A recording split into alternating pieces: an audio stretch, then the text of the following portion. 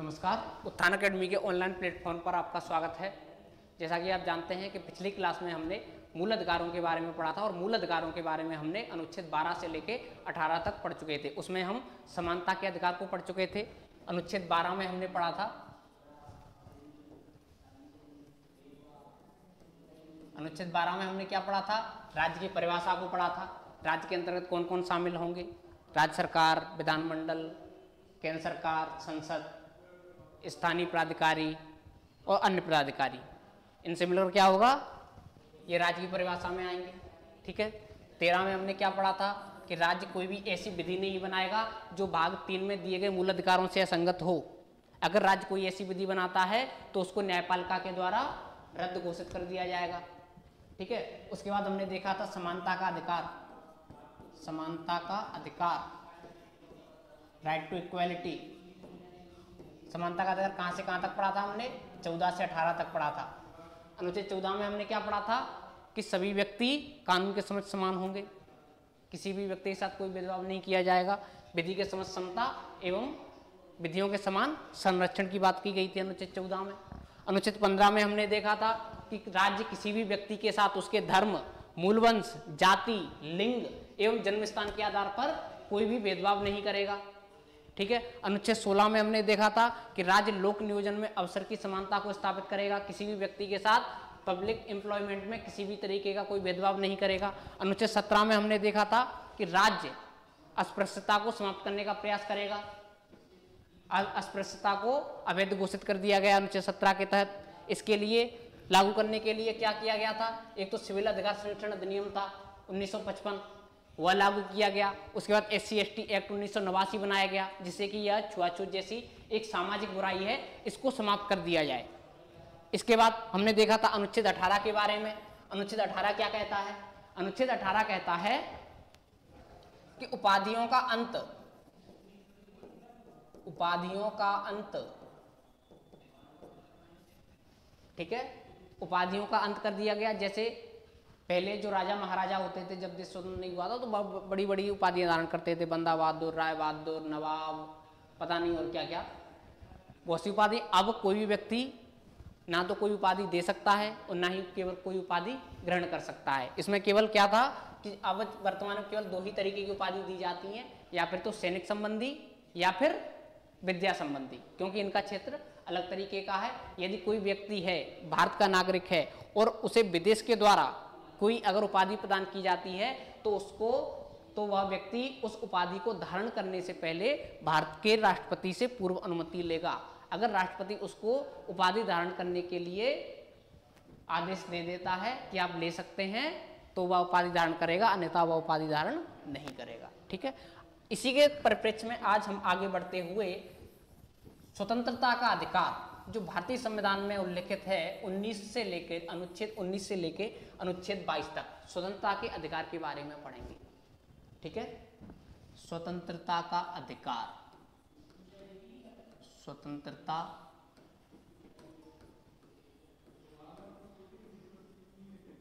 स्वतंत्रता का अधिकार, ठीक है, right to freedom, right to freedom, right to freedom. स्वतंत्रता का अधिकार का उल्लेख कहां से कहां तक है? 19 से लेके 22 तक। ठीक है। अनुच्छेद 19 से लेके 22 तक स्वतंत्रता के अधिकार का वर्णन किया गया है। टोटल इसमें कितने हैं, कितने अनुच्छेद हैं? 4 अनुच्छेद हैं। इनके बारे में हम डिस्कस करेंगे, 19 से लेके 22 तक डिस्कस करेंगे। इसमें 4 प्रकार की स्वतंत्रताओं के बारे में बताया गया है, उनके बारे में हम देखेंगे। ये स्वतंत्रता का अधिकार है, यह भारतीय संविधान में, ऐसा कह सकते हैं भारतीय संविधान की रीढ़ है, क्योंकि अगर यह नहीं होगा तो भारत के जो नागरिक हैं वह अपना विकास ही नहीं कर पाएंगे। क्योंकि इसमें जो स्वतंत्रताएं दी गई हैं, बोलने की स्वतंत्रता, व्यक्ति की स्वतंत्रता, रहने की, किसी को भी रहने की स्वतंत्रता, बस जाने की स्वतंत्रता आदि, जो विचार की स्वतंत्रता, जितने भी हैं सब दी गई हैं। इस वजह से इसको भारतीय संविधान की रीढ़ भी कहा जाता है। इसमें हम देखेंगे, अगर 19 को देखें हम, आर्टिकल 19, अनुच्छेद 19, सबसे पहले हम अनुच्छेद 19 को देखेंगे। इसमें है वाक स्वातंत्र्य संबंधी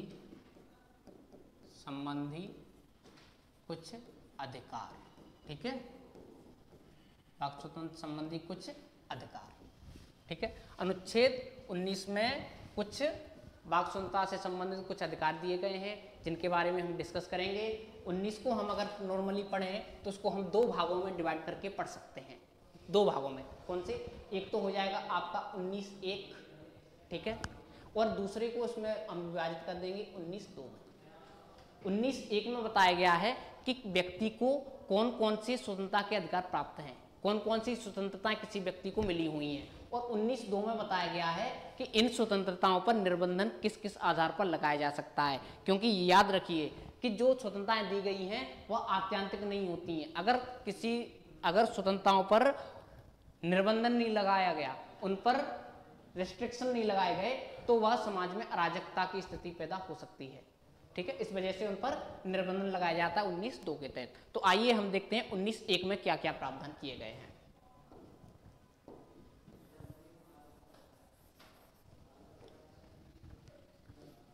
19(1) में आपको पता है 6 प्रकार के जो स्वतंत्रताएं हैं, 6 प्रकार की स्वतंत्रताएं हैं, 6 प्रकार की स्वतंत्रताओं का उल्लेख है। याद रखिए कि जो मूल संविधान था, मूल संविधान में 7 प्रकार की स्वतंत्रताएं थी। मूल संविधान किसे कहते हैं? मूल संविधान कहते हैं जो 26 जनवरी 1950 को लागू हुआ था। उसके बाद में उसमें धीमे धीमे संशोधन हो रहा है, ठीक है। तो मूल संविधान में कितनी थी? 7 थी। यदि आपसे एग्जाम में पूछा जाए तो मूल संविधान में कितनी स्वतंत्रताएं थी 19 के तहत? 7 स्वतंत्रताएं थी। और वर्तमान में कितनी है? 6, क्योंकि 44वां संविधान संशोधन 1978 के द्वारा जो संपत्ति का अधिकार था, संपत्ति का अधिकार, इसको हटा दिया गया था। मूल अधिकार से 19 से हटा दिया गया था और इसको 300 का या 300A इसके तहत एक विधिक अधिकार बना दिया गया था। देखिए, मौलिक अधिकार वह अधिकार होते हैं जिनका उल्लेख भारतीय संविधान के भाग 3 अनुच्छेद 12 से लेके 35 तक किया गया है, और इनके अलावा किसी भी अधिकार का उल्लेख यदि कहीं और किया गया है, मूल अधिकारों से उधर किया गया है, इधर किया गया है, तो वह क्या कहलाएगा? विधिक अधिकार कहलाएगा। यानी ऐसे अधिकार जिनका उल्लेख भारतीय संविधान में मूल अधिकारों में नहीं किया गया है, वो सभी क्या कहलाएंगे? विधिक अधिकार।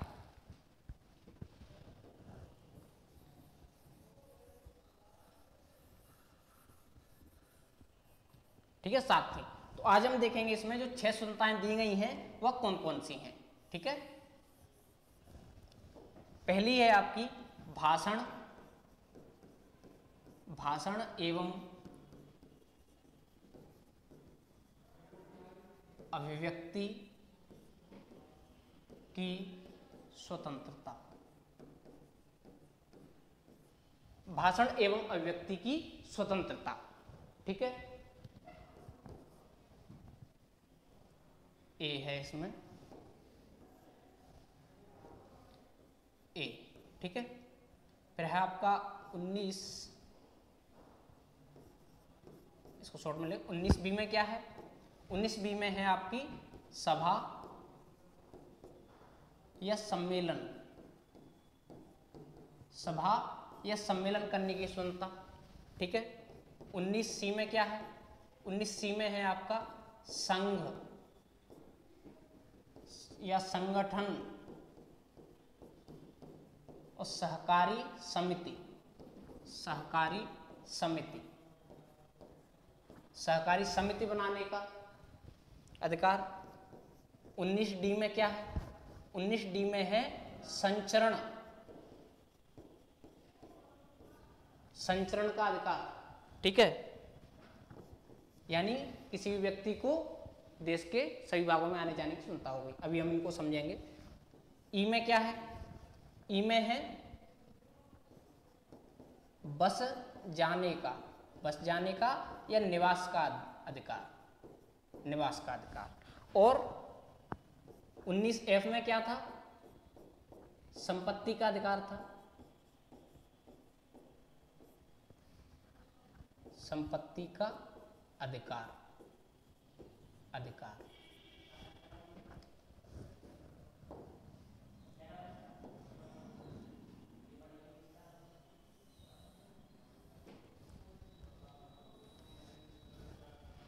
ठीक है। और 19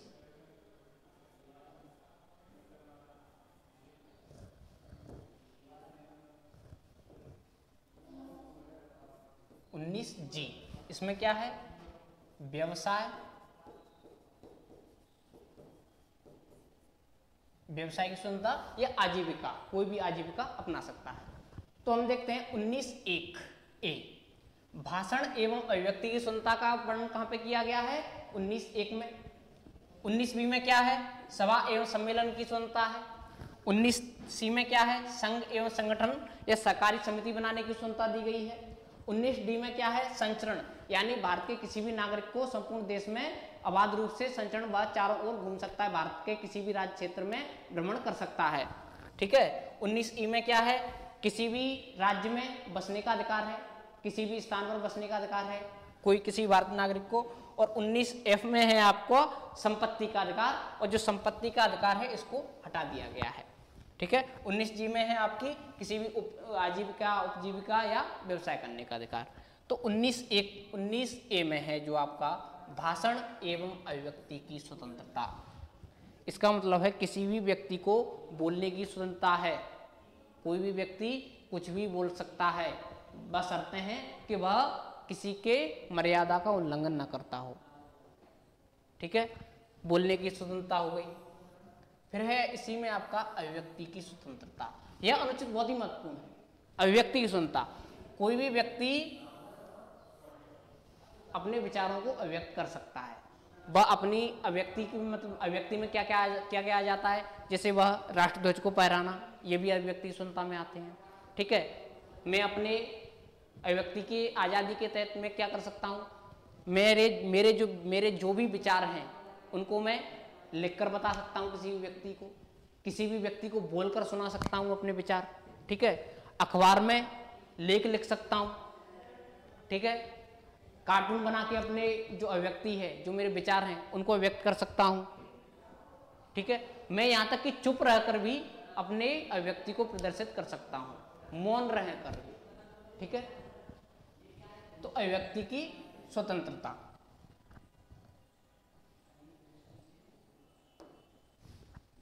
क्या देख रहे थे, अभिव्यक्ति की स्वतंत्रता, अभिव्यक्ति की स्वतंत्रता। इसको हम ऐसे समझने का प्रयास करते हैं कि जैसे कि राष्ट्रध्वज फहराना क्या किसी व्यक्ति की अभिव्यक्ति की स्वतंत्रता है, तो इसके लिए क्या हुआ कि नवीन जिंदल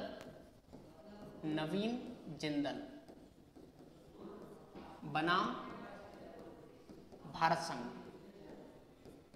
संघ एक केस आया।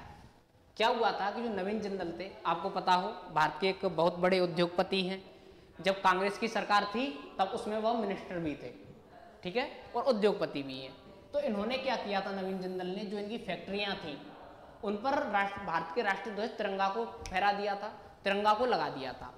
तो इनके खिलाफ सुप्रीम कोर्ट में याचिका दायर कर दी गई कि ये जो प्राइवेट व्यक्ति हैं नवीन जिंदल, ये अपने घर पर या फैक्ट्री पर राष्ट्रध्वज को नहीं लगा सकते। जो याचिकाकर्ता थे उन्होंने यह बात बोली, तो सुप्रीम कोर्ट में केस चला, ये भी सुप्रीम कोर्ट पहुंच गए।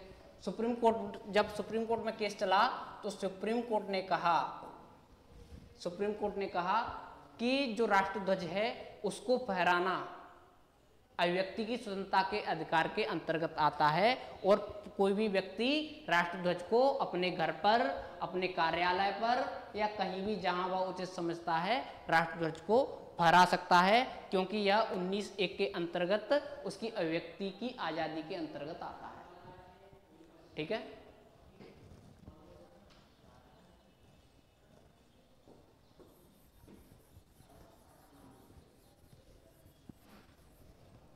और क्या अभिव्यक्ति सुनता हूं, जो 19(1) है आपका 19(1)(a), इसी के अंतर्गत एक आता है आपका प्रेस की स्वतंत्रता का अधिकार। प्रेस की स्वतंत्रता, जो प्रेस की स्वतंत्रता का अधिकार है वो भी किसके अंतर्गत आता है? 19(1)(a) के अंतर्गत आता है प्रेस की स्वतंत्रता का अधिकार, फ्रीडम ऑफ प्रेस। ठीक है, इसके लिए 1985 में इंडियन एक्सप्रेस कुछ बाद हैं उनको आपको याद रखना पड़ेगा। इंडियन एक्सप्रेस बनाम भारत संघ, इंडियन एक्सप्रेस बनाम भारत संघ, इंडियन एक्सप्रेस बनाम भारत संघ केस में सुप्रीम कोर्ट ने जो प्रेस की स्वतंत्रता है उसको अनुच्छेद 19(1) के तहत अभिव्यक्ति स्वतंत्रता के अंतर्गत शामिल किया है कि जो प्रेस की स्वतंत्रता है वह किसके अंतर्गत आती है? 19(a) के अंतर्गत आती है। ठीक है, किसमें यह निर्णय दिया गया था? इंडियन एक्सप्रेस बनाम भारत संघ में दिया गया था। ठीक है,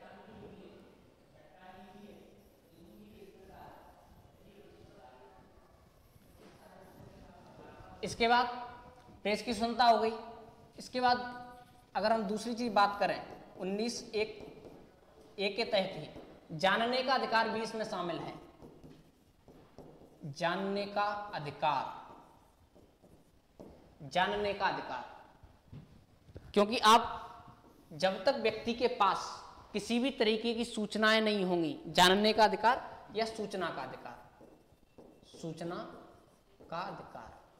ठीक है, क्योंकि याद रखिए कि जब तक व्यक्ति के पास सूचनाएं नहीं होंगी तब तक वह किसी विषय के बारे में अपने विचारों को कैसे व्यक्त करेगा।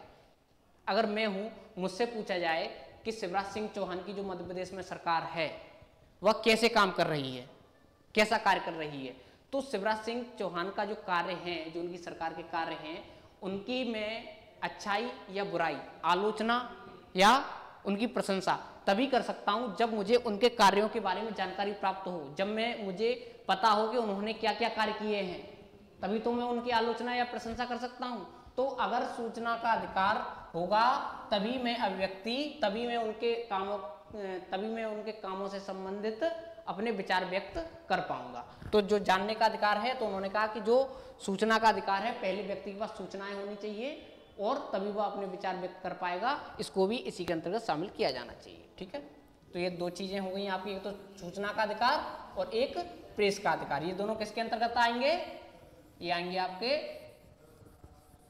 वाक स्वतंत्र एवं अभिव्यक्ति की स्वतंत्रता के संदर्भ में आएंगे।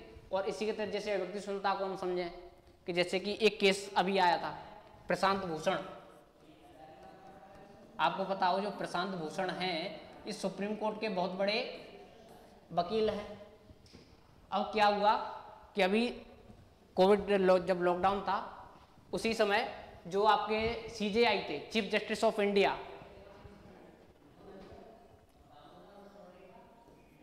शरद अरविंद बोबड़े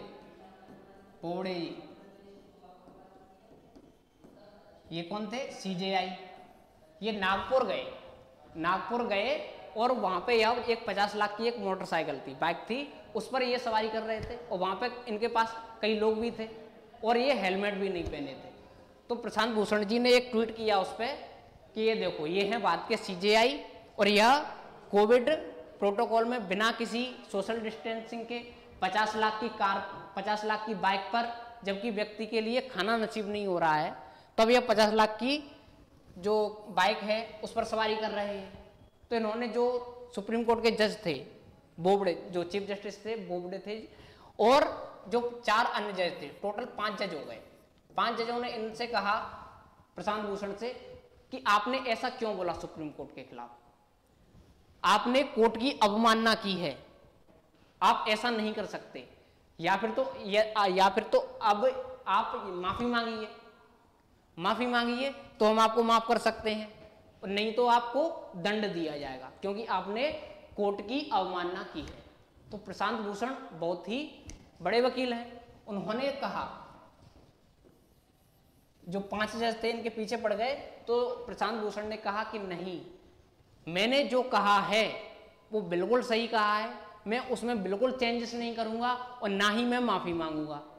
इन्होंने कहा क्यों? क्योंकि उन्होंने कहा कि जो अभिव्यक्ति की स्वतंत्रता है, अभिव्यक्ति की स्वतंत्रता वह भारत के प्रत्येक नागरिक को प्राप्त है, उस पर किसी भी तरीके का कोई प्रतिबंध नहीं है। अगर मैंने कुछ सुप्रीम कोर्ट के खिलाफ बोला होता तब कोर्ट की अवमानना होती, लेकिन मैंने क्या बोला है, प्रशांत भूषण ने कहा मैंने बोला है कि सीजेआई के खिलाफ बोला है। मैंने सीजेआई के खिलाफ बोलना और सुप्रीम कोर्ट के खिलाफ बोलना दोनों में अंतर है, ठीक है। और मैंने ये कहा है कि ये केवल 50 लाख की बाइक पर बैठे हैं, इनको हेलमेट लगाना चाहिए, वो नहीं लगाए हुए हैं, सोशल डिस्टेंसिंग का पालन नहीं हो रहा है, तो क्या होना चाहिए। तो सुप्रीम कोर्ट अपनी ही बातों में फंस गया। सुप्रीम कोर्ट, क्योंकि अगर स्वतंत्रता, अगर किसी की अभिव्यक्ति की आजादी ही छीन लोगे तो फिर मतलब क्या रह जाएगा। तो सुप्रीम कोर्ट के लिए सांप और छछूंदर जैसा हो गया कि ना तो अब निगले बन रहा और ना ही कुछ किए बन रहा। तो इन्होंने कहा कि ठीक है, मजबूरी में सुप्रीम कोर्ट ने कहा कि चलो आप कुछ भी हर्जाना दे दीजिए। तो जो प्रशांत भूषण थे, उन्होंने 1 रुपए का जुर्माना सुप्रीम कोर्ट ने लगाया और प्रशांत भूषण ने सुप्रीम कोर्ट की इज्जत को बचाए रखने के लिए 1 रुपए का क्या भरा, जुर्माना भरा, ठीक है। तो अभिव्यक्ति की स्वतंत्रता प्रत्येक नागरिक को प्राप्त, यदि आपको पता हो।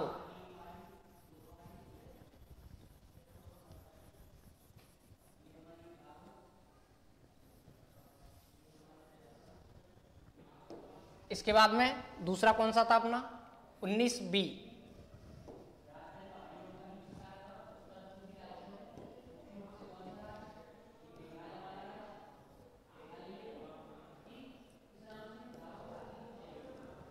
उन्नीस बी में क्या है, सभा एवं सम्मेलन की स्वतंत्रता। अब सोचिए, यदि कोई व्यक्ति, पहले में क्या है, वाक स्वतंत्र, किसी भी व्यक्ति को सभा एवं सम्मेलन करने की स्वतंत्रता होगी। कोई भी व्यक्ति सभा कर सकता है, सम्मेलन कर सकता है, लेकिन शर्त क्या होगी कि वह बिना हथियारों के हो। निरायुध सम्मेलन करने का अधिकार, बिना किसी हथियार के सभा करने का अधिकार प्राप्त है। यदि आप यह कहें कि जो सिख लोग हैं, जब वह गुरुद्वारा में अरदास करने के लिए जाते हैं तो वह कृपाण लेके जाते हैं, हजारों सिख मिलेंगे आपको कृपाण ले हुए, तो ये तो आप कह सकते हैं कि सम्मेलन या सभा ऐसे नहीं हो सकती है। तो नहीं, जो आपका जो कृपाण वह धारण करते हैं वह किसके तहत आता है, वह अनुच्छेद 25 के तहत आता है। अभी हम आगे उसमें पढ़ेंगे। अनुच्छेद 25 में क्या कहा गया है, अनुच्छेद 25 में कहा गया है कि प्रत्येक व्यक्ति को अपने प्रत्येक व्यक्ति को अपने धर्म के अनुसार आचरण करने का अधिकार होगा। जब व्यक्ति को धर्म के अनुसार आचरण करने का अधिकार होगा तो जो कृपाण धारण करने का अधिकार है वह अनुच्छेद 25 के अंतर्गत आता है, अनुच्छेद 19 के अंतर्गत नहीं आता है, ठीक है। फिर आता है आपका 19C। 19C में क्या कहा गया है, संघ एवं संगठन या सहकारी समिति बनाने का अधिकार। किसी भी व्यक्ति को, कोई भी व्यक्ति भारत में संघ बना सकता है, संगठन बना सकता है। यह किसमें कहा गया था, 19C में कहा गया था। इसके बाद एक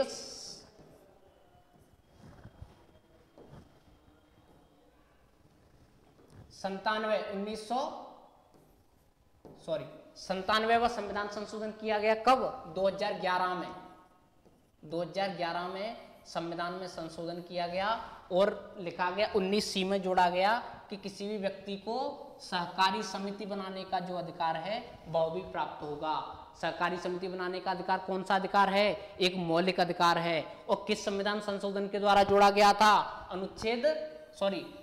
संविधान संशोधन अधिनियम 2011 के द्वारा। 97वां संविधान संशोधन अधिनियम 2011 के द्वारा जोड़ा गया था। कौन सा, सहकारी समिति बनाने का अधिकार किसमें है, 19C में है, ठीक है। फिर आ जाते हैं, हम पढ़ते हैं 19D के बारे में। 19D में बताया गया है कि भारत के प्रत्येक नागरिक को देश में अबाध रूप से संचरण करने का अधिकार होगा। उसको किसी भी रोक टोक का सामना नहीं करना पड़ेगा।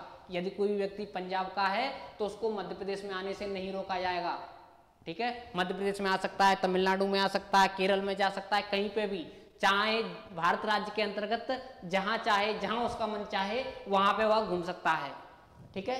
तो 19D देख लिया हमने, संचरण का अधिकार। फिर हम देखेंगे 19E। इसमें है बस जाने का अधिकार। यानी कि इसमें बताया गया कि भारत के प्रत्येक व्यक्ति को भारत राज्य क्षेत्र के अंतर्गत किसी भी राज्य में बस जाने का अधिकार होगा, उसके खिलाफ किसी भी तरीके का भेदभाव नहीं कर सकता। मान लो कि कोई व्यक्ति है एमपी का है, वह जाके केरला में बसना चाहे तो क्या वह बस सकता है? जी बिल्कुल बस सकता है, क्योंकि ऐसा अधिकार हमको कहां से मिला हुआ है? 19D के अंतर्गत बस जाने का अधिकार हमको 19E के अंतर्गत बस जाने का अधिकार मिला हुआ है कि अगर कोई जम्मू कश्मीर का व्यक्ति है क्या वह केरल में बस सकता है? बिल्कुल बस सकता है। अभी तक जब तक 370 धारा लागू थी 35A के तहत भारत का कोई व्यक्ति जम्मू कश्मीर में नहीं बस सकता था, लेकिन अब जम्मू कश्मीर में वहां पे जमीन भी खरीद सकता है, बस भी सकता है। ठीक है, इसके बाद हम देखेंगे 19F संपत्ति का अधिकार। संपत्ति का अधिकार जो 19F था, इसमें क्या था अपना? Right to property, right to property था। अब क्या हुआ? संपत्ति का अधिकार था, इसको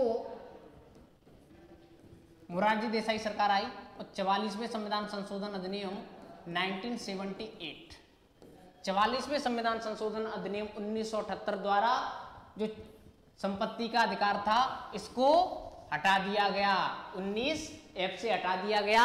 और अब इसको कहां पे रख दिया गया है? अब इसको रख दिया गया है 300A में, या 300 कहां में रख दिया गया है। तो अब जो संपत्ति का अधिकार है वह किस तरीके का अधिकार बन गया है? वह बन गया है अब कौन सा अधिकार? विधिक अधिकार। यदि अब आपसे कोई पूछे कि संपत्ति का अधिकार कौन सा अधिकार है भारत में, तो भारत में संपत्ति के अधिकार को मौलिक अधिकारों से हटाकर किस में रख दिया गया है? विधिक अधिकारों में। किस अनुच्छेद के तहत? 300A के तहत। ठीक है, 44वें संविधान संशोधन अधिनियम 1978 द्वारा। ये हटाया क्यों गया? क्योंकि जब देश आजाद हुआ तो रेलवे का तब उतना विकास नहीं हुआ था, तो रेलवे के विकास करने के लिए ट्रेन की पटरी, जो रेल की पटरियां थी उनका लगातार विस्तार किया जा रहा था, बिछाई जा रही थी। अब मान लो कि पंजाब है, ठीक है, यहां पे है आपका छत्तीसगढ़, पंजाब से ट्रेन की पटरी आ रही है, बीच में पड़ गया एमपी में किसी की जगह है, कोई खेत आ गया, उसने कहा कि नहीं आप यहाँ पे मेरा खेत पड़ता है, क्योंकि संपत्ति का अधिकार है, मूल अधिकार है, उसको कोई छीन नहीं सकता। उन्होंने कहा कि हमारा खेत है, आप ऐसा कीजिए ट्रेन को मोड़ लीजिए, आप ट्रेन को मोड़ के दूसरी जगह से ले जाइए। अब ट्रेन मुड़ सकती है क्या? तो इन्होंने कहा कि ऐसा करो कि जो संपत्ति का अधिकार है इसको विधिक अधिकार में डाल दो। अगर किसी की बीच में जमीन वगैरह आती है तो उसको भूमि अधिग्रहण बिल से संबंधित अधिनियम के तहत उसको जो हर्जाना है वह दे दिया जाएगा और राज्य उसकी जमीन को ले सकेगा। ठीक है, इस वजह से इसको हटाकर विधिक अधिकारों में डाल दिया गया, क्योंकि इसको जो भूमि अधिग्रहण से संबंधित जो विकास कार्य थे सरकार के, उनमें प्रॉब्लम आ रही थी। ठीक है, इसके बाद हमने जो संपत्ति का दे दिया और संपत्ति के अधिकार को अभी हटा दिया गया है। इसके बाद हम देखेंगे 19G व्यवसाय। मान लीजिए कोई भारत के किसी भी व्यक्ति को किसी भी तरीके का व्यवसाय, जो आजीविका चलाने के लिए किसी भी तरीके के व्यवसाय व्यापार करने की स्वतंत्रता प्राप्त है, चाहे वह के बस ऐसी नहीं हो, गैर कानूनी ना हो। जैसे अब आप कहोगे ड्रग्स बेचना, क्या मैं ये भी व्यापार कर सकता हूं? नहीं, ऐसे नहीं कर सकते। जो लीगल है केवल वही व्यापार आप कर सकते हैं। तो आइए हमने क्या क्या देखा। हमने 19 के तहत 6 मूल संविधान में कितने थे? मूल संविधान में थे 7 अधिकार।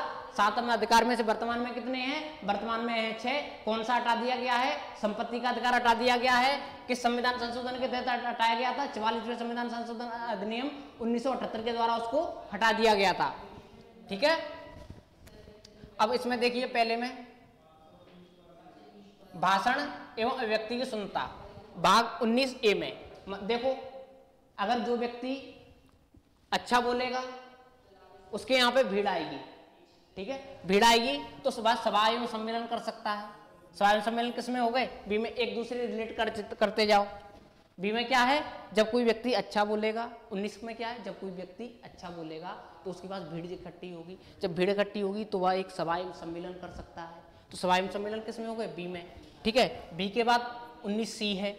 जब उस सभा एवं सम्मेलन कर रहा है, सभा उसके पास जुटने लगी है, तो वह उन्हीं व्यक्तियों को मिलाकर क्या एक संघ का निर्माण कर सकता है, किसी संगठन का निर्माण कर सकता है।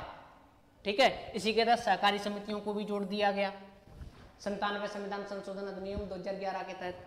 ठीक है, इसके बाद 19D, जब संघ या संगठन बना लिया, संघ या संगठन बना लिया, तो वह अपने प्रसार करने के लिए, अपने जो उनका संगठन है उनके विचारों को व्यक्त करने के लिए देश के कई देशों में जा सकते हैं, संचरण कर सकते हैं। तो संचरण का अधिकार किसमें हो गया? डी में। एकदम रिलेट करते जाइए एक दूसरे से।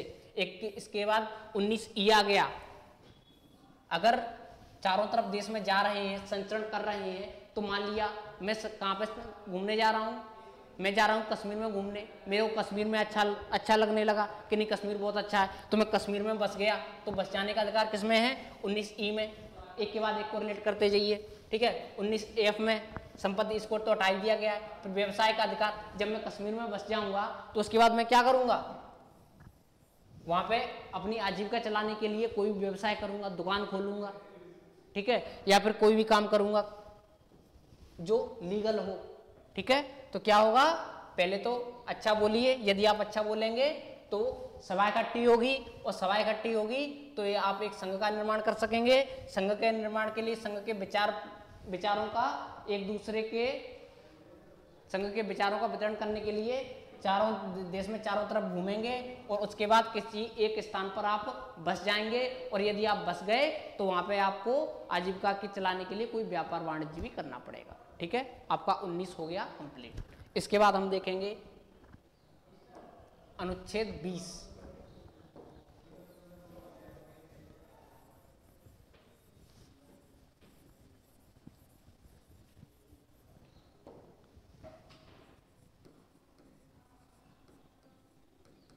अनुच्छेद 20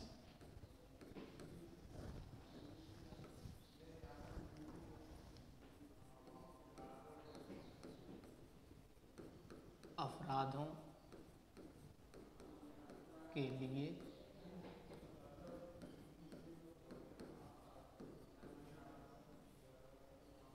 दोषसिद्धि से संरक्षण। अपराधों के लिए दोषसिद्धि से संरक्षण। यह अनुच्छेद राज्य को किसी भी व्यक्ति को मनमाने ढंग से दंड देने से रोकता है। यानी किसी भी व्यक्ति को अपराधी तभी घोषित किया जाएगा, दंड तभी दिया जाएगा जब उसने कोई अपराध किया हो, जब यह साबित हो जाएगा उसी के बाद। ठीक है, तो इसमें 3 बातें कही गई हैं मुख्य रूप से अपराधों के लिए। पहली है भूतलछी, धारा 1 में भूतलछी विधियों से संरक्षण। भूतलछी विधियों से संरक्षण। भूतलछी विधियों से संरक्षण। भूतलछी विधि का मतलब होता है कि कोई भी जो कल तक कानून नहीं था, ऐसी कोई कानून जो कल तक कानून के रूप में नहीं था, लेकिन तुरंत आज ही संसद आए और संसद उसको तुरंत कानून घोषित कर दे, या उस विधि को जो कानून नहीं था उसके लिए एक नया कानून बना दे कि यह आज से ही लागू होगा, तो इसको कहते हैं भूतलछी प्रभाव से लागू किया जाना। ठीक है, भूतलछी विधियों से संरक्षण। इसका मतलब है किसी भी व्यक्ति को जब तक उसने अपराध नहीं किया है और वह अपराध उस समय तक प्रवर्तन में नहीं, उस जो अधिकार उसने उस समय किया है उसी के अनुसार उसको दंडित किया जाएगा। किसी ऐसे दंड से दंडित नहीं किया जाएगा कि मान लो आज कानून बनाया और उसने मर्डर किया है कल, तो उसको आज के कानून के हिसाब से उसको सजा दी जाए, तो इसको कहते हैं भूतलछी विधियों से संरक्षण। इसको ऐसे समझ सकते हैं जैसे एक व्यक्ति है, उसने 10 तारीख को चोरी की, ठीक है, 10 तारीख को उसने चोरी की, और 15 तारीख को क्या सरकार ने, संसद ने एक कानून बनाया, जब उसने चोरी की किसी व्यक्ति ने, तब चोरी पर मान लो 1 साल की सजा थी, 1 वर्ष की, ठीक है, 1 वर्ष की सजा थी। लेकिन संसद ने क्या किया, एक कानून बनाया, उसने कहा कि अब यदि कोई चोरी करता है, अब यदि कोई चोरी करता है तो उसको 5 वर्ष की सजा होगी, 5 वर्ष की सजा होगी। ठीक है, तो एक व्यक्ति है, उसने 10 तारीख को चोरी की और वह 12 तारीख को अरेस्ट हुआ, 12 तारीख को अरेस्ट हो गया, या 12 को नहीं 16 को अरेस्ट हो गया, लेकिन 15 तारीख से इन्होंने क्या किया, एक नया नियम बना दिया कि अब व्यक्ति को 5 साल की सजा होगी। तो इसमें से कौन सी सजा, तो जो व्यक्ति है जिसने चोरी की है उसको सिर्फ 1 साल की सजा होगी, उसको जो 15 तारीख से जो लागू है आपकी जो 5 साल की सजा, वह सजा नहीं दी जाएगी, बल्कि जो उस समय जब उसने अपराध किया है, जब उसने चोरी की है, तब कानून क्या कहता था उसी हिसाब से उसको सजा का प्रावधान किया जाएगा, उसी के अनुसार उसको सजा दी जाएगी, ना कि बाद में क्या कानून बनाया गया उसके हिसाब से। ठीक है, ठीक है, जब तक अपराधी का अपराध सिद्ध ना हो जाए तब तक वह अपराधी नहीं माना जाएगा। जैसे कि हम एग्जांपल लेते हैं कन्हैया कुमार, जैसे मीडिया कह रहा था, मीडिया चिल्ला रहा था कि इन्होंने देश के खिलाफ भाषणबाजी की है, ये किया है, वो किया है, देश के खिलाफ नारे लगाए हैं, लेकिन कोर्ट में जब ये मामला गया तो कोर्ट में यह साबित नहीं हो सका कि जो नारेबाजी हुई है उनमें कन्हैया कुमार शामिल थे या नहीं थे। तो राजद्रोह का जो केस लगा था वह कोर्ट ने इसको बरी कर दिया, निर्दोष माना, इसको कन्हैया कुमार को, उसको पुलिस प्रोटेक्शन दी, क्योंकि जब तक आप जो कानून है वह तो अंधा है, आपको प्रूव करना पड़ेगा कोर्ट में जाके कि देखो इन्होंने ऐसा किया है। यदि आप प्रूफ नहीं कर पाते हैं तो चाहे कोई दोषी हो वह भी निर्दोष हो जाएगा। मैं किसी का पक्ष या विपक्ष नहीं रख रहा हूं, जो बात है केवल वही बता रहा हूं। दूसरा आपका दोहरे दंड से संरक्षण, दंड से संरक्षण, अनुच्छेद 20 का भाग 2 क्या कहता है, दोहरे दंड से संरक्षण, यानी किसी भी व्यक्ति को एक ही अपराध के लिए 2 बार दंडित नहीं किया जाएगा, किसी भी व्यक्ति को एक ही अपराध के लिए सिर्फ 1 बार दंडित किया जाएगा। जैसे अपन एग्जांपल लें लालू यादव, आपको पता है लालू यादव चारा घोटाला किया था, उसमें उनको सजा हुई। अब 2024 में कोई चुनाव हो बिहार में और लालू यादव जी छूटने वाले हैं या छूट चुके हैं, तो इसमें क्या है कि अब कोई व्यक्ति जाए कि इन्होंने तो चारा घोटाला किया है, इनको फिर से जेल में डालो, तो नहीं, जो उन्होंने चारा घोटाला किया था तो उसकी सजा उनको मिल चुकी है, अब उनको कोई उसके लिए चारा घोटाले के लिए कोई दोबारा सजा नहीं दी जाएगी। अब चाहे लालू यादव वहां पे जाके बोलते रहे कोर्ट के सामने कि देखो मैंने चारा घोटाला किया था, तब भी कोर्ट उनको कोई सजा नहीं दे सकता है। हाँ, तीसरा है अपने विरुद्ध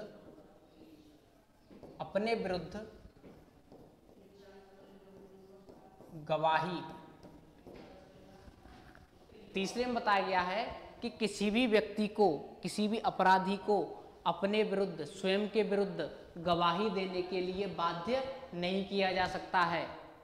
ठीक है, कि कोई भी अपराधी है, जैसे कि लाई डिटेक्टर टेस्ट होता है, ब्रेन मैपिंग टेस्ट होता है, नार्को टेस्ट होता है, ये क्या होते हैं, अपनी विरुद्ध गवाही देने के लिए क्या किया जाता है, विवश किया जाता है। लेकिन अब क्या है, सुप्रीम कोर्ट ने ये जो टेस्ट हैं, जैसे लाई डिटेक्टर टेस्ट हो गया, ब्रेन मैपिंग टेस्ट हो गया, नार्को टेस्ट हो गया, इन पर रोक लगा दी है सुप्रीम कोर्ट ने, क्योंकि उन्होंने कहा कि यह क्या करता है, यह अब व्यक्ति को अपने विरुद्ध गवाही देने के लिए बाध्य करता है, इसलिए यह नहीं होगा। हालांकि जो जैसे कि यदि आप आतंकवादी हैं, किसी दूसरे देश के हैं, ठीक है, आप कुख्यात अपराधी हैं, तो आपके लाई डिटेक्टर टेस्ट हो सकते हैं। महिलाओं के खिलाफ आपने कुछ अपराध किया है तो आपको नार्को टेस्ट आपका किया जा सकता है। जो सामान्य जो मामले होते हैं उनमें इनकी इजाजत नहीं दी गई है।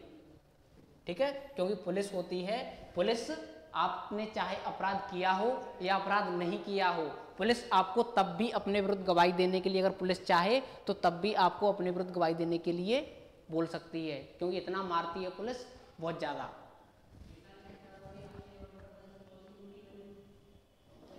इसके बाद हम देखेंगे अनुच्छेद 21।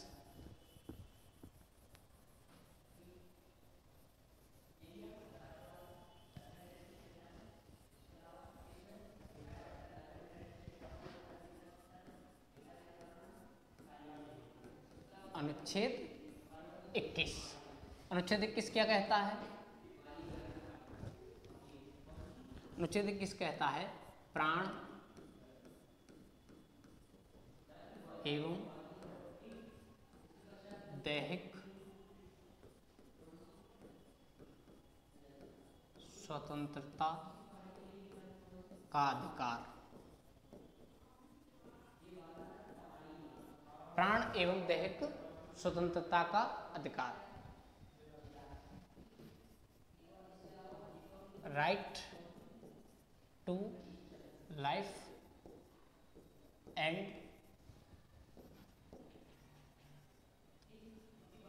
Personal liberty.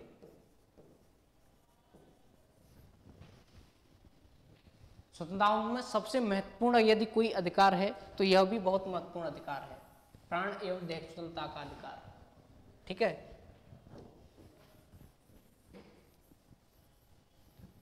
अनुच्छेद 21 में बताया गया है कि राज्य किसी भी व्यक्ति को उसकी प्राण एवं दैहिक स्वतंत्रता से वंचित नहीं कर सकता है। यदि वंचित करेगा तो वह करेगा विधि द्वारा स्थापित प्रक्रिया के द्वारा ही किसी व्यक्ति को उसके प्राण एवं दैहिक स्वतंत्रता से वंचित किया जा सकता है। किस आधार पर? विधि द्वारा स्थापित प्रक्रिया के द्वारा ही, अन्यथा राज्य किसी व्यक्ति को उसके प्राण एवं दैहिक स्वतंत्रता से वंचित नहीं कर सकता है। ठीक है, अब इसके अंतर्गत हम देखेंगे कि कौन कौन से अधिकार आते हैं, जैसे कि भोजन का अधिकार, ठीक है, स्वास्थ्य का अधिकार, शुद्ध पर्यावरण का अधिकार, निजता का अधिकार, ये सब किस में आते हैं? विदेश जाने का अधिकार, सब इसी के अंतर्गत आते हैं। नींद का अधिकार, ठीक है, सब किस में आते हैं? अनुच्छेद 21 के तहत। अब इसमें हम देखेंगे कि विदेश जाने का अधिकार, विदेश जाने, क्योंकि यह काफी चर्चा में रहता है, विदेश जाने का अधिकार। Right to abroad. क्या हुआ कि 1978 में एक केस आया। कौन सा? 1978 में एक केस आया, मेनका गांधी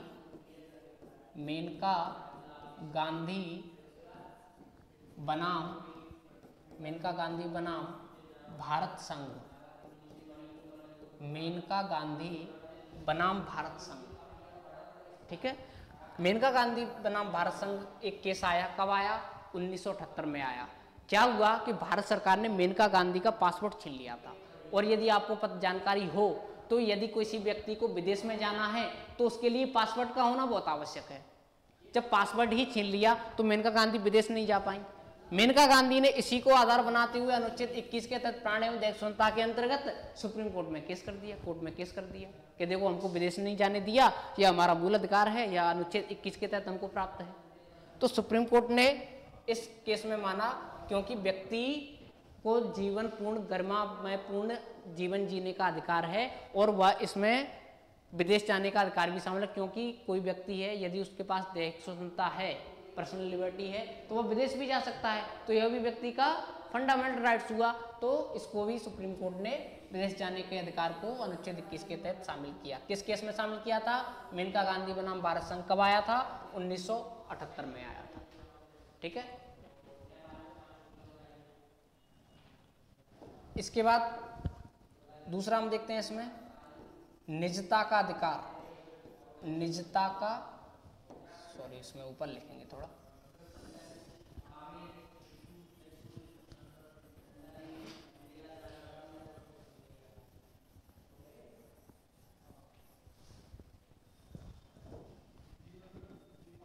निजता का अधिकार। निजता का अधिकार भी इसमें शामिल है। निजता का अधिकार 2017 में एक केस आया, 2017 में। कौन सा? PS पुत्तास्वामी बनाम भारत संघ। पुत्तास्वामी बनाम भारत संघ 2017 अगस्त 2017 में सुप्रीम कोर्ट में इस केस बाद की सुनवाई हुई और सुप्रीम कोर्ट ने माना कि जो निजता है व्यक्ति की जो प्राइवेसी है, राइट टू प्राइवेसी, वह व्यक्ति का मूल अधिकार है और यह भी अनुच्छेद 21 के अंतर्गत शामिल किया जाना चाहिए। तो निजता का अधिकार है वह किस अनुच्छेद के अंतर्गत आता है? अनुच्छेद 21 के अंतर्गत आता है। इसी के संदर्भ में आपने 2-3 साल पहले एक केस सुना हो, दिल्ली में केस आया था कि एक महिला थी, वह रात के 2 बजे किसी से व्हाट्सएप पर चैटिंग कर रही थी और साथ में उसका हस्बैंड भी लेटा था। तो हस्बैंड ने पूछा किससे चैटिंग कर रही है, तो उसकी वाइफ ने फोन बंद कर दिया। तो हस्बैंड ने उसे कहा कि पासवर्ड दो, मेरे को पासवर्ड चाहिए, मेरे को देखना है कि किससे चैटिंग कर रही थी। तो महिला ने पासवर्ड नहीं दिया और इस आधार पर दोनों का तलाक हो गया। महिला सुप्रीम कोर्ट पहुंच गई। महिला ने सुप्रीम कोर्ट में कहा, महिला ने कहा कि यह मेरी राइट टू प्राइवेसी का हनन है, अनुच्छेद 21 के तहत ये मेरा निजता का उल्लंघन है। तो सुप्रीम कोर्ट ने भी माना कि हर व्यक्ति की जो प्राइवेसी है वह फंडामेंटल राइट्स है, उसको आप छीन नहीं सकते किसी व्यक्ति से। तो जो आप यदि कोई पासवर्ड मांगता है फोन का, तो आप उसको मना कर सकते हैं, क्लियर, ठीक है। आधार कार्ड मामले में भी यही जो पुत्तास्वामी केस था, आधार कार्ड मामले में आया था कि इससे किसी की प्राइवेसी का हनन नहीं होना चाहिए, प्रत्येक व्यक्ति को राइट निजता का अधिकार प्राप्त है। किस अधिनियम के तहत प्राप्त है? अनुच्छेद 21 के तहत, ठीक है। अब आप ये कहो कि क्या इसमें मरने का भी अधिकार शामिल है? क्या मरने का अधिकार?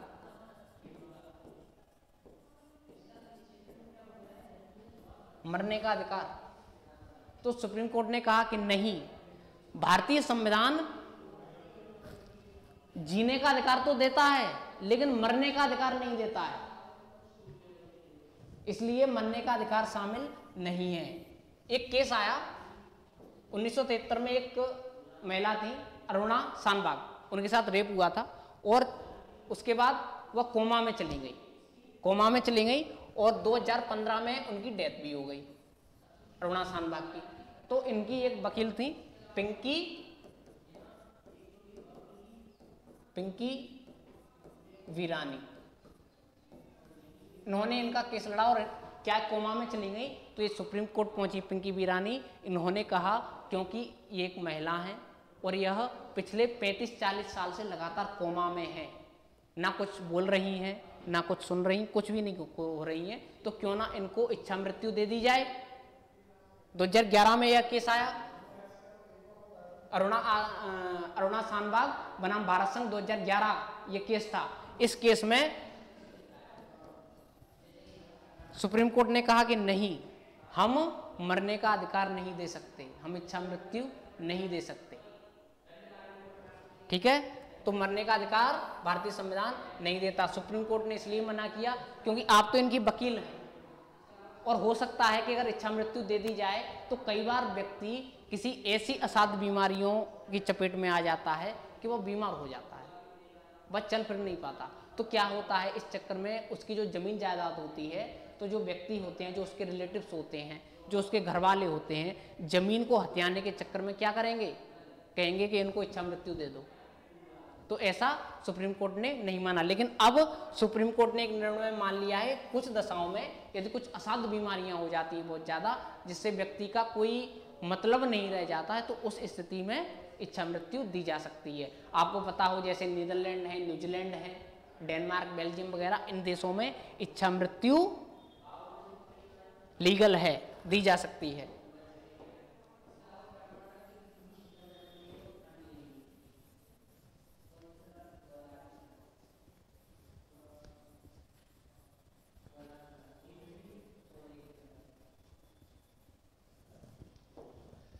इसके बाद हम देखेंगे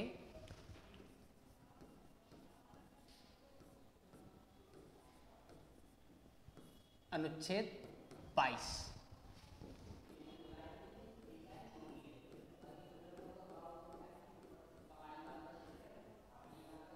गिरफ्तारी से संरक्षण।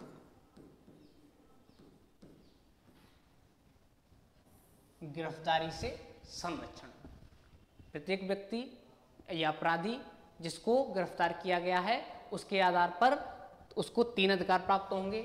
इसको अनुच्छेद जो 22 है इसको भी 2 भागों में डिवाइड कर सकते हैं, एक तो 22(1) और 22(1)(2) और इसके बाद 22(4) से लेके 22(7) तक। ठीक है, इसमें बताया गया है निवारक निरोध के बारे में बताया गया है। ठीक है, और जो 22(1)(2) है इसमें बताया गया है कि जो अपराधी है उसको कौन कौन से अधिकार प्राप्त होंगे। ठीक है, किसी को दंडात्मक कार्रवाई के तहत गिरफ्तार किया गया है तो उसके पास कौन कौन से अधिकार होंगे। तो यह इसके पास 3 प्रकार के अधिकार होंगे।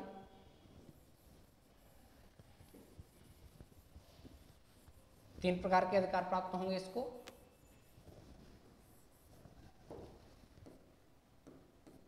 पहला अधिकार प्राप्त होगा कि 24 घंटे के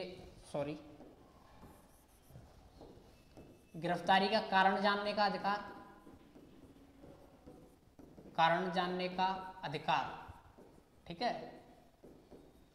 यदि किसी व्यक्ति को गिरफ्तार किया जाता है तो उसको यह अधिकार प्राप्त होता है कि वह अपनी गिरफ्तारी का कारण जान सके। ठीक है, इसके बाद दूसरी बात बताई गई है इसमें,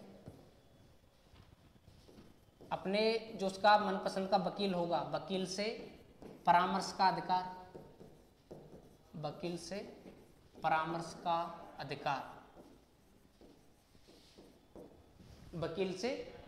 अधिकार, जिस व्यक्ति को दंडात्मक कार्रवाई के तहत गिरफ्तार किया गया है वह अपने मनपसंद वकील से सलाह ले सकता है। ठीक है, तीसरी क्या बात बताई गई थी इसमें कि 24 घंटे के अंतर्गत आपको पुलिस आपको मजिस्ट्रेट के सामने आपको पेश किया जाएगा। हालांकि उसमें जो आने जाने का समय होता है वह शामिल नहीं किया जाता, बल्कि क्या कौन कौन से अधिकार प्राप्त हैं आपको गिरफ्तारी का कारण जानने का अधिकार प्राप्त है, वकील से परामर्श करने का अधिकार प्राप्त है और 24 घंटे के अंदर मजिस्ट्रेट के समक्ष प्रस्तुत होने का अधिकार भी आपको प्राप्त है। ठीक है, और जो 22 का जो दूसरा पार्ट है 4 से 7 तक, उसमें क्या बताया गया है, उसमें बताया गया है निवारक निरोध के बारे में। निवारक निरोध, देखो निरोध 2 प्रकार का होता है, एक होता है दंडात्मक निरोध और एक होता है निवारक निरोध। दंडात्मक निरोध में क्या किया जाता है कि यदि कोई व्यक्ति जिसने अपराध कर दिया है उसके बाद यदि उसको गिरफ्तार किया जाता है, उसको सजा देने के लिए उसको गिरफ्तार किया जाता है, तो वह क्या होता है, वह होता है दंडात्मक निरोध। और ऐसा व्यक्ति जिसको अपराध करने से रोकने के लिए गिरफ्तार किया जाता है वह क्या होता है, वह होता है निवारक निरोध। इसमें किसी व्यक्ति को दंड देना नहीं होता है, इसमें केवल ये किया जाता है कि वह व्यक्ति ऐसा कोई काम ना कर दे जिससे कि अपराध होने की आशंका हो। जैसे कि कई बार आपने देखा होगा कि जम्मू कश्मीर उमर अब्दुल्ला, फारूक अब्दुल्ला, महबूबा मुफ्ती, इनको नज़रबंद कर दिया जाता है। तो किसके तहत, निवारक निरोध के तहत इनको गिरफ्तार कर लिया जाता है। क्यों? क्योंकि अगर ये कहीं गए, भाषण वगैरह देने गए तो हो सकता है कि अराजकता फैल जाए, तो इसलिए अपराध होने से पहले ही इनको रोक दिया जाता है। ठीक है, निवारक निरोध के तहत किसी भी व्यक्ति को अधिकतम 3 महीने के लिए निरोध किया जा सकता है। यदि 3 महीने से अधिक के लिए अगर किसी व्यक्ति को गिरफ्तार करना है तो उसके लिए आपको एक सलाहकार बोर्ड बनाना पड़ेगा, सलाहकारी बोर्ड। और इसमें कितने मेंबर होंगे, इसमें 3 मेंबर होंगे।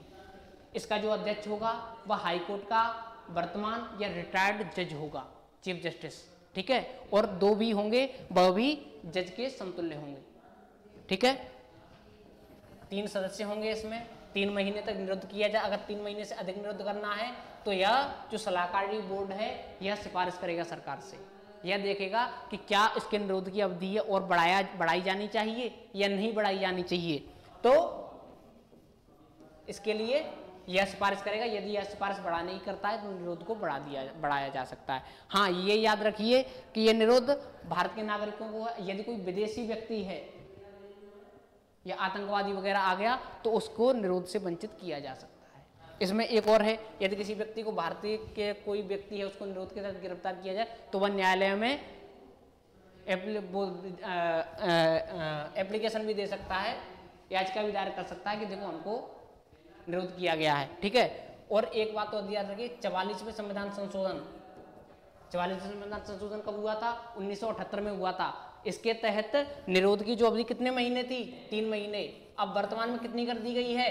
2 महीने।